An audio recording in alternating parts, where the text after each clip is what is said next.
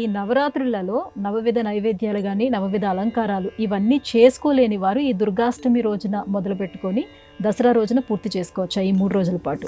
నిరభ్యంతరంగా చేయవచ్చు. ఎందుకంటే ఈ నవరాత్రులలో చెప్పబడ్డ ఈ నవవిధ అలంకారాలు, నవవిధ నైవేద్యాలు, నవవిధ దుస్తులను ధరించడం ఇవన్నీ కూడా శాస్త్రంలో చెప్పబడలేదు.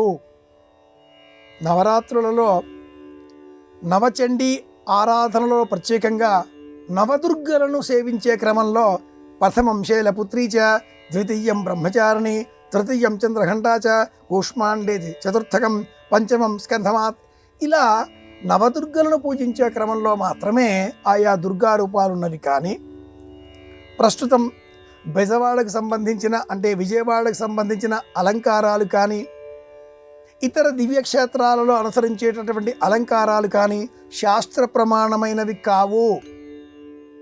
ఆయా స్థల పురాణాలలో వారి వారి నియమాలకు, అర్చకుల అభిష్టాలకు, స్థానిక కథనాలకు జోడింపబడి ఉన్నవే కానీ ప్రమాణమైనటువంటివి కావు. అలాగే ఈ విధమైన చీర ధరించి అర్చించకపోతే, పూజ చేయకపోతే అమ్మవారిని ఎంత చూస్తుంది అనుకోవడం కూడా మన అజ్ఞానం. ఏ దేవత ఎవరిని హింసించదు.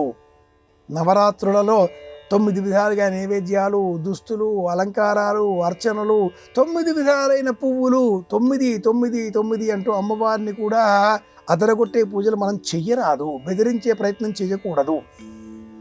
9 రోజులు మాకు చేత కానప్పుడు సప్తమి, అష్టమి, నవమి ఇలా 3 రోజులలో అష్టమి, నవమి, దశమి నాడు కూడా కొందరు పాటించే క్రమం ఈనాటి కాలంలో ప్రారంభం చేస్తున్నారు. త్రిరాత్ర వ్రతం అనే వ్రతం పేరిట.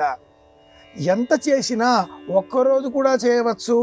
మహానవమి నాడు ఉదయం నుంచి రాత్రి వరకు కూడా ఈ ఆచారాలు, అలంకారాలు 9 9 9 గంట కొద్దీ అని కాకుండా పూజించే క్రమంలో మొదటి రోజు నుంచి 9వ రోజు వరకు అంటూ ఒకేసారి ఆ సంఖ్యను మనం సంకల్పంలో చెప్పి ఒకే ఆరాధన చేస్తే కూడా అన్ని ఆరాధనలు చేసిన పుణ్యఫలం మనకు లభిస్తుంది. సంకల్పమే ప్రధానం. ఇది విషయం.